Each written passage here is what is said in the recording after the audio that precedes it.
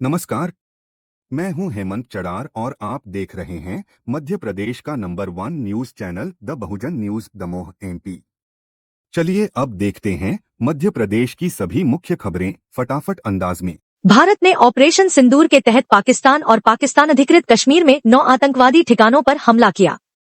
यह कार्रवाई पहलगाम हमले के जवाब में की गई, जिसमें 26 नागरिकों की जान गई थी। भारतीय वायुसेना ने मुरीद के और बहावलपुर को निशाना बनाया, जो लश्कर-ए-तैयबा और जैश-ए-मोहम्मद जैसे आतंकी संगठनों के मुख्यालय हैं। इन हमलों में 90 से अधिक आतंकवादी मारे गए, जिनमें मुरीद के में 30 आतंकी शामिल हैं।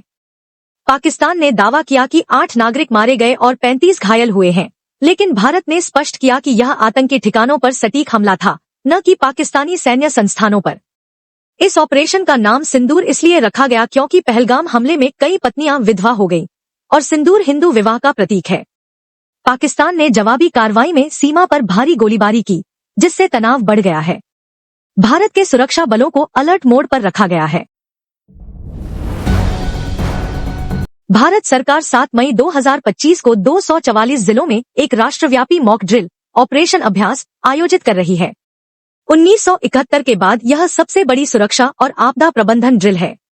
इस दौरान ब्लैकआउट, सायरन और नागरिकों को सुरक्षित स्थानों पर पहुंचने के निर्देश दिए जाएंगे। राजस्थान के कोटा, जयपुर, जोधपुर, बीकानेर, उदयपुर, अलवर समेत 26 जिलों, यूपी के लखनऊ, कानपुर, मेरठ, वाराणसी सहित 19 जिलों, हरियाणा के अंबाला, गुड़गांव, फरीदाबाद सहित 11 जिलों और गुजरात के अहमदाबाद, सूरत, वडोदरा, कांडला जैसे 18 से अधिक जिलों में ड्रिल होगी। मध्य प्रदेश के भोपाल, इंदौर, ग्वालियर, जबलपुर, कटनी सहित प्रमुख शहरों को शामिल किया गया है।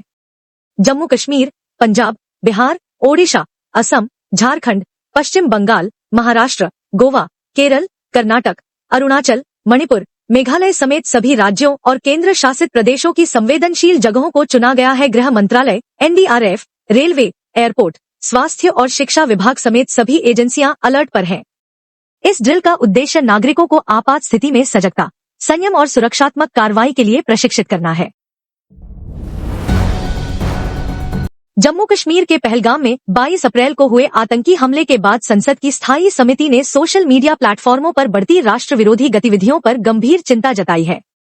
भारतीय जनता पार्टी के सांसद निशिकांत दुबे की अध्यक्षता वाली संचार और सूचना प्रौद्योगिकी समिति ने सूचना एवं प्रसारण मंत्रालय और इलेक्ट्रॉनिकी एवं सूचना प्रौद्योगिकी मंत्रालय से रिपोर्ट मांगी है। समिति का कहना है कि कुछ सोशल मीडिया इन्फ्लुएंसर और प्लेटफॉर्म देश के खिलाफ काम कर रहे हैं, जिससे समाज में हिंसा फैलने की आशंका है। समिति ने दोनों मंत्रालयों से आईटी अधिनियम 2000 और सूचना प्रौद्योगिकी, मध्यवर्ती दिशा निर्देश और डिजिटल मीडिया आचार संहिता नियम 2021 के तहत किए गए प्रतिबंधों और कार्रवाइयों का विवरण मांगा है। सूत्रों के अनुसार इस मामले पर 8 मई तक मंत्रालयों से जवाब देने को कहा गया है। पहलगाम हमले के बाद कई सोशल मीडिया अकाउंट्स और प्लेटफॉर्मों को राष्ट्रीय सुरक्षा के खिलाफ सामग्री पोस्ट करने के कारण प्रतिबंधित किया गया है। यह कार्रवाई आतंकवाद और सोशल मीडिया के दुरुपयोग को रोकने के लिए सरकार की मजबूत पहल मानी जा रही है। Film Phule the man with mission Mahatma Jyotiba Phule और उनकी पत्नी सावित्रीबाई फुले के संघर्षों पर आधारित एक प्रेरणादायक और ऐतिहासिक दस्तावेज है। यह फिल्म नारी शिक्षा, सामाजिक समानता और जाति विरोधी संघर्ष की कहानी को बेहद प्रभावशाली तरीके से प्रस्तुत करती है। निर्देशक आनंद महादेवन के निर्देशन में बनी इस फिल्म में प्रतीक गांधी, पत्रलेखा और दर्शील सफारी जैसे कलाकारों ने शानदार अभिनय किया है। फिल्म महात्मा ज्योतिबा फुले के जीवन और उनके संघर्षों की गहराई से पड़ताल करती है, जो भारतीय समाज में सामाजिक न्याय और समानता की दिशा में एक मील का पत्थर साबित हुए। हालांकि सेंसर बोर्ड की रोकटोक और सीमित प्रदर्शन के बावजूद यह फिल्म बहुजन समाज के लिए एक महत्वपूर्ण संदेश देती है और आत्म मूल्यांकन और चेतना का एक सशक्त माध्यम बनकर उभरी है। यदि आप सामाजिक न्याय में विश्वास करते हैं तो यह फिल्म जरूर देखिए, अपने परिवार के साथ साझा करें और इस आंदोलन का हिस्सा बनिए। 100 काम छोड़कर ये एक फिल्म जरूर देखिए। I have a dream। एक ऐसा समाज हो जहां कोई प्रथा नहीं, सब समान हो। और ये क्यों कह रहा हूं, इस पूरी वीडियो में विस्तार से बताऊंगा। अंग्रेजों की गुलामी तो सिर्फ 100 साल पुरानी है। मैं जिस गुलामी से लोगों को स्वतंत्र करना चाहता हूं वो 3000 साल पुरानी। फिर से समझिए कि अपने सैकड़ों कामों को छोड़ करके ये एक फिल्म देख लीजिए और अगर संभव हो तो पूरे परिवार के साथ देखिए। फिल्म का नाम है फूले। The man with a mission, Jyotiba Phule. Mahatma Jyotiba Phule और सावित्रीबाई फूले के संघर्षों के जीवन पर यह फिल्म बनी। अनंत महादेवन के निर्देशन में मुअज्जम बेग और अनंत महादेवन के लेखन के साथ प्रतीक गांधी, पत्रलेखा पॉल, दर्शिल सफारी, एलेक्स ओनेल जैसे तमाम अभिनेताओं के साथ ये फिल्म रिलीज हुई है। फूले, ज्योतिबा फूले के जीवन पर आधारित, जिसे रिलीज होना था 11 अप्रैल को, मगर कई बार सेंसर बोर्ड की कैंचियां चली, कुछ गाने, कई दृश्य, कई संवाद बदल दिए गए, लेकिन 25 अप्रैल को रिलीज हुई। कल दिल्ली में मैं जाकर के सपरिवार ये फिल्म देखा, इसलिए एक छोटा सा रिव्यू आपके सामने रखूंगा और इस गुजारिश के साथ कि आपको भी इस फिल्म को जरूर देखना चाहिए। महात्मा ज्योतिबा फुले और सावित्रीबाई फुले जी ने जीवन भर नारी शक्ति के हित, उनके आत्मविश्वास और समाज कल्याण के लिए काम किया। दिल्ली में जिस सिनेमा घर में यह फिल्म लगी है उसमें आधा भी वो सिनेमा हॉल नहीं भरा। शहरों में रहने वाले, दिल्ली जैसे महानगरों में रहने वाले अधिकांश लोग कौन हैं, अभी इसकी जाति जनगणना नहीं हुई। जिनकी पहुंच उस पीवीआर थिएटर तक या सिनेमा घरों तक हो जो जाकर सिनेमा देख सकें, जाति जनगणना होगी तब बताएंगे इसके बारे में, मगर यह फिल्म नहीं चल पा रही। अभी तक की कुल कमाई 2 करोड़ रुपए भी नहीं हो पाई। 25 करोड़ से लेकर 29 करोड़ तक खर्चा बताया जा रहा है। पहले सेंसर बोर्ड की कैंची, फिर उसके बाद इसे थिएटर न मिलना। कई शहरों में तो ये रिलीज भी नहीं हुई, कहीं रिलीज हुई तो एक शो, कहीं लोग देखना चाहते हैं तो शो नहीं। एक फिल्म के लिए ऐसा क्यों? और वो भी ऐसे वक्त में जब सरकारें, सत्ता कई बार फिल्मों को जरूरी जब समझती हैं समाज के लिए तो टैक्स फ्री कर देती है। महाराष्ट्र के एक विधायक जयंतार पाटिल ने इसकी मांग की है कि कम से कम महाराष्ट्र में देवेंद्र फडणवीस की बीजेपी सरकार ज्योतिबा फूले पर बनी इस फिल्म को टैक्स फ्री कर दे। बाकी जगहों पर तो इस पर बात ही नहीं हो रही। उत्तर भारत में कई समाजवादी, अंबेडकरवादी, महात्मा फूले को मानने वाले लोगों ने कई बार अपने खर्चे से पूरा का पूरा थिएटर बुक करके लोगों को दिखवाई ये फिल्म। अगर नोएडा में देखें तो राजकुमार भाटी की अगुवाई में समाजवादियों ने, तो लखनऊ में डॉक्टर नवल किशोर शाक्य की अगुवाई में पूरा थिएटर बुक किया गया, ज्योतिबा फूले फिल्म दिखाई गई। ऐसे ही कई बहुजन समाज के लोगों ने अपने स्तर पर इस फिल्म को प्रमोट किया, इस फिल्म को देखने के लिए प्रेरित किया, सिनेमा घरों तक गए, वहां से रिव्यू किया। कई पत्रकारों ने भी जो लोग सिनेमा देख करके आ रहे थे उनका रिव्यू कर रहे थे। इकलौती अच्छी मूवी अब तक जिसे मूवी कहा जा सकता है। भूले तेरे सपनों को मंजिल तक पहुंचाएंगे। पूरे लखनऊ में इतनी हिम्मत नहीं है कि ये मूवी दिखा सके। शर्म की बात है ये। जिन्होंने हमारी लड़कियों को पढ़ने की आजादी दी, मतलब ये सोचिए कि आज दलितों को तो छोड़ ही दीजिए, दलितों को छोड़ ही दीजिए, जितनी भी लड़कियां आई थी जिस भी कास्ट से, जिस भी रिलीजन से आती हैं, वो जो पढ़ पा रही है शायद इन्हीं लोगों की वजह से पढ़ पा रही है। और ये मूवी लड़कियों को देखना मुझे लगता है बहुत जरूरी है। लेकिन आप कल्पना करिए, एक देश में जो देश के निर्माण करने वाले ज्योतिबा फूले जैसे लोग, और उनका सबसे बड़ा संघर्ष शिक्षा का था, वो फिल्म एक तो मुकम्मल उनके दस्तावेजों के आधार पर बनी, वो जारी भी नहीं हो पाई। सेंसर बोर्ड ने जाने कितनी कैंचियां चलाई, और उस बीच में जब इस बात को अनुराग कश्यप ने उठाया तो किसी ने कह दिया कि ब्राह्मण तेरे बाप हैं, तो उसने ब्राह्मण के मुंह पर कुछ करने की बात लिख दी। केवल इतना विवाद ही देश जान पाया। सेंसर बोर्ड ने कितनी कैंची चलाई इस देश के बहुजन समाज को यह भी पता नहीं।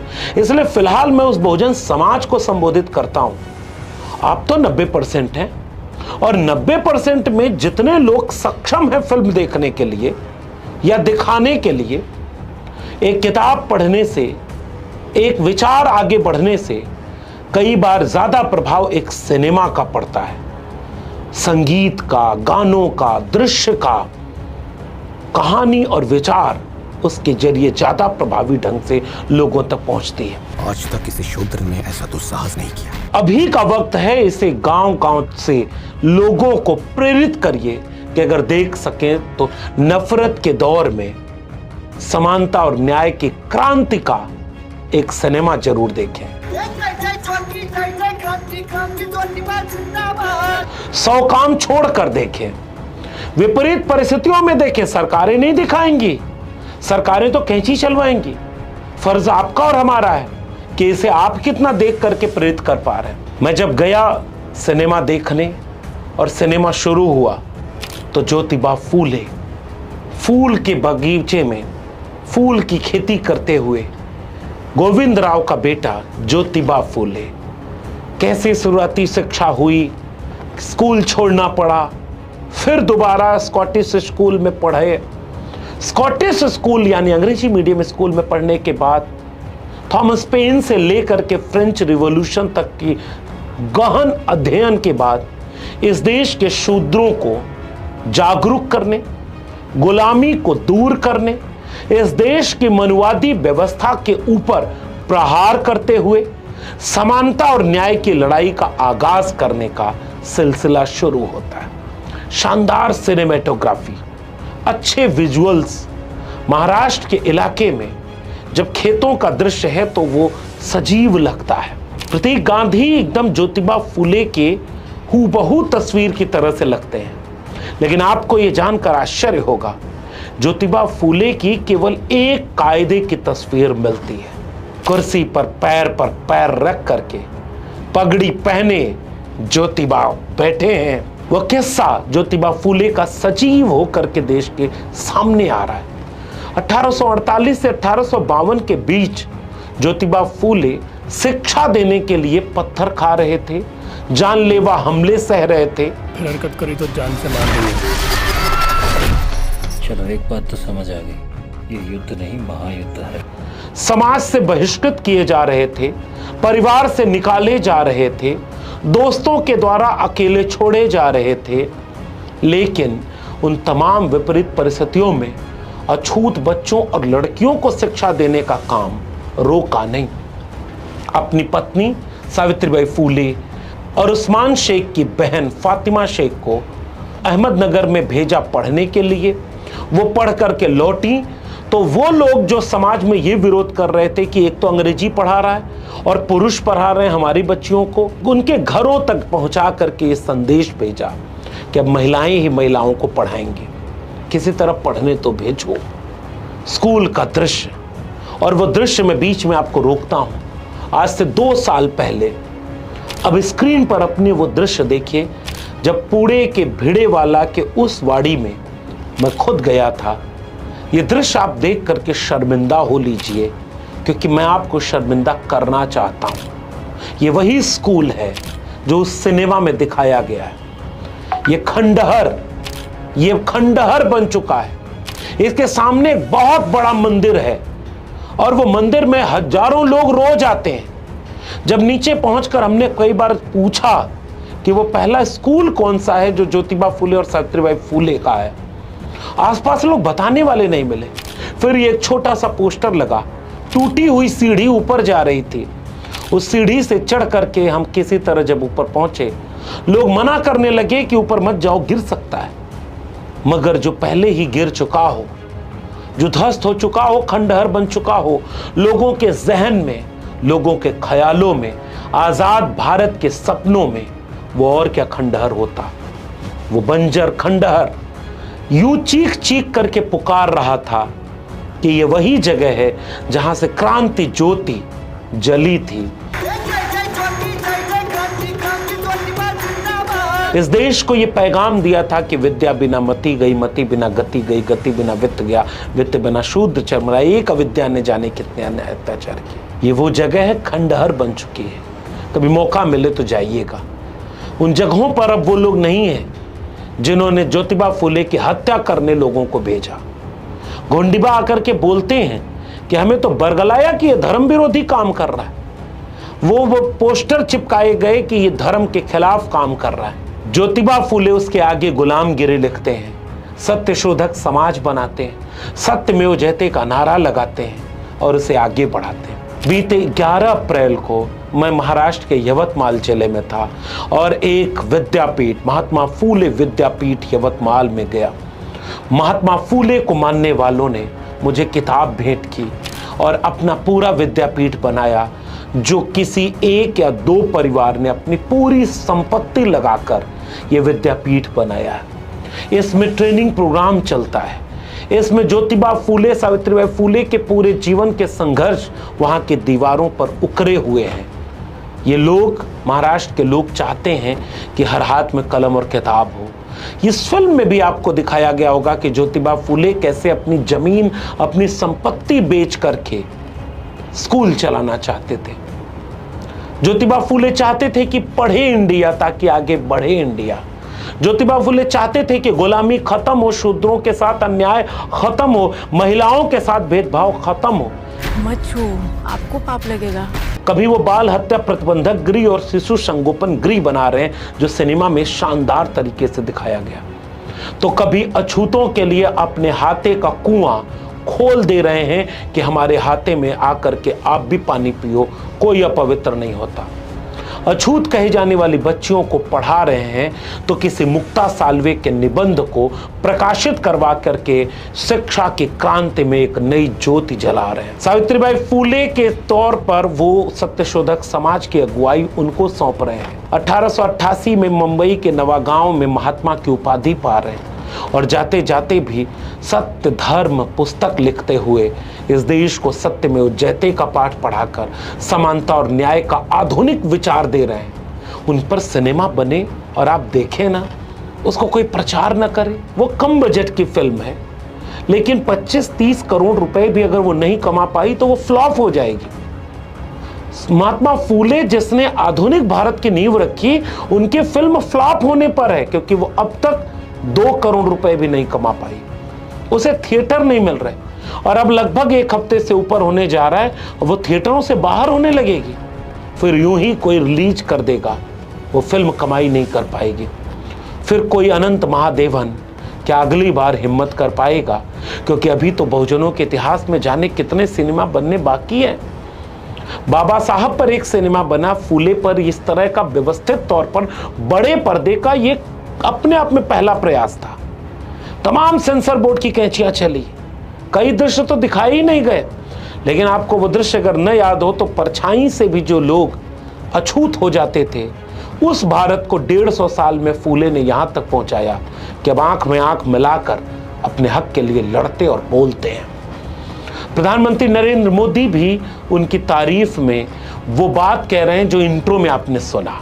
प्रधानमंत्री जी महात्मा फूले को कितना बड़ा नायक बना रहे हैं। महात्मा ज्योतिबा फुले और सावित्रीबाई फुले जी ने जीवन भर नारी शक्ति के हित, उनके आत्मविश्वास और समाज कल्याण के लिए काम किया। वही प्रधानमंत्री जी ज्योतिबा फूले की फिल्म को थिएटर नहीं मिल रहा है, वो नहीं देख रहे। उसी फिल्म को सेंसर बोर्ड ने इतनी कैंची चलाई, प्रधानमंत्री जी को नजर नहीं आया। प्रधानमंत्री जी क्या इसे टैक्स फ्री नहीं कर सकते अगर उन्हें ज्योतिबा फूले से वाकई बहुत प्रेम है? अब तो वो जाति जनगणना भी कराने जा रहे हैं, अब तो वो सामाजिक न्याय की बात करते हैं। अभी भी समय है प्रधानमंत्री जी, देश भर के थिएटरों में इस फिल्म को टैक्स फ्री करके इतना दिखाइए ताकि बच्चियों को पता चले, महिलाओं को पता चले, सवर्ण घर के उन लोगों को पता चले कि ज्योतिबा फूले की मदद करने वाले भी कई सवर्ण थे। ज्योतिबा फूले के विधवा आश्रम में सबसे ज्यादा महिलाएं सवर्ण घरों की थी। महात्मा फूले जातिवाद खत्म करना चाहते थे, किसी जाति को नहीं, वो जाति व्यवस्था को खत्म करना चाहते थे। वो किसी एक जाति के खिलाफ नहीं लड़ रहे थे। प्रधानमंत्री नरेंद्र मोदी तक अगर ये बात पहुंचे तो पहुंचानी चाहिए। अगर आप इस फिल्म को अब तक नहीं देखे हैं तो इसीलिए मैं कह रहा हूं, 100 काम छोड़ करके इस फिल्म को जरूर देखिए, प्रोत्साहित करिए ताकि अगली बार कोई हिम्मत तो करे। अभी तो कर्पूरी ठाकुर पर कायदे से फिल्म बनना बाकी है। शहीद जगदेव प्रसाद पर बनना बाकी है, पेरियार ललई सिंह पर, चंद्रिका प्रसाद जिज्ञासु, कांशीराम पर कायदे की फिल्म बनना बाकी है, नेताजी पर बननी बाकी है, मंडल आंदोलन पर बननी बाकी है। अभी तो बहुजनों का पूरा इतिहास बाकी है। आपके पुरखों पर फिल्म बने और आप उसे सहयोग न दे पाओ तो अगली बार कोई हिम्मत करेगा क्या? फिर इंतजार करना कि आपका कोई प्रधानमंत्री बने तो सिनेमा हॉल में बैठकर प्रधानमंत्री सिनेमा देखे, ताकि दुनिया भर में लोगों को ये पैगाम जाए कि फिल्म देखना जरूरी है। अभी तो फूले के मानने वाले कहीं हैं नहीं, तो जो हमारे जैसे लोग कोशिश कर रहे हैं, सोशल मीडिया पर कोशिश कर रहे हैं, उसे आप कम से कम गांव-गांव तक पहुंचाइए, ताकि इस सिनेमा को लोग जरूर देखें, अपने इतिहास को जानें। अगर आप अपनी जड़ों को नहीं जानेंगे तो पत्तियां मुरझाएंगी, आप बचा नहीं पाएंगे। इसलिए बहुजन समाज को जागरूक होना होगा। मैं इस फिल्म को 10 में 10 नंबर देता हूं। इस फिल्म के सिनेमेटोग्राफी को, इस फिल्म के संगीत को, इस फिल्म के बैकग्राउंड म्यूजिक को, कलाकारों के अभिनय को, पटकथा लेखन को और समृद्ध किया जा सकता था, लेकिन जितना हुआ है कमाल का हुआ है।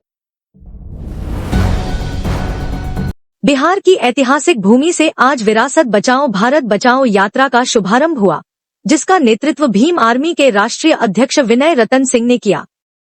इस यात्रा का उद्देश्य है 1949 के BTMC एक्ट को हटाना और बौद्ध धरोहरों का नियंत्रण बौद्ध समुदाय को लौटाना। यात्रा की शुरुआत में विनय रतन सिंह ने जगदेव प्रसाद और केसरिया बौद्ध स्तूप को नमन कर श्रद्धांजलि अर्पित की, वह स्थल जहां स्वयं भगवान बुद्ध ने विश्राम किया था। यह आंदोलन केवल ईंट और पत्थरों को बचाने का प्रयास नहीं, बल्कि सांस्कृतिक पुनरुद्धार और पहचान की वापसी का संघर्ष है। महात्मा बुद्ध सेवा संस्थान के समर्थन से यह यात्रा बोधगया को आधिकारिक बौद्ध तीर्थ स्थल घोषित करने की मांग को मुखर रूप से उठा रही है। विनय रतन सिंह ने स्पष्ट किया कि बौद्ध विरासत पर बाहरी नियंत्रण अब बर्दाश्त नहीं होगा। क्या इतिहास और विरासत एक क्रांति ला सकते हैं? चलो देखते हैं। आज बिहार में विरासत बचाओ भारत बचाओ यात्रा शुरू हुई है, जिसका नेतृत्व भीम आर्मी के राष्ट्रीय अध्यक्ष विनय रतन सिंह ने किया। मकसद 1949 का BTMC एक्ट हटाओ और बौद्ध धरोहरों का नियंत्रण बौद्धों को वापस दो।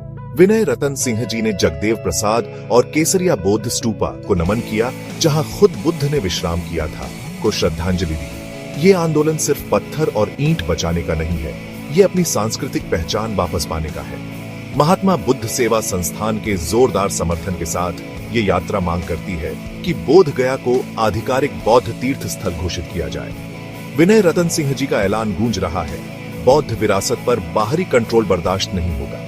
इतिहास के चाहने वालों के तौर पर हम जानते हैं कि विरासत सिर्फ बीता हुआ कल नहीं है, ये हमारी धरोहर है। इस महत्वपूर्ण आंदोलन पर और अपडेट्स के लिए बने रहें। अगली बार तक इतिहास को जिंदा रखें। Subscribe the Bahujan News and like this video.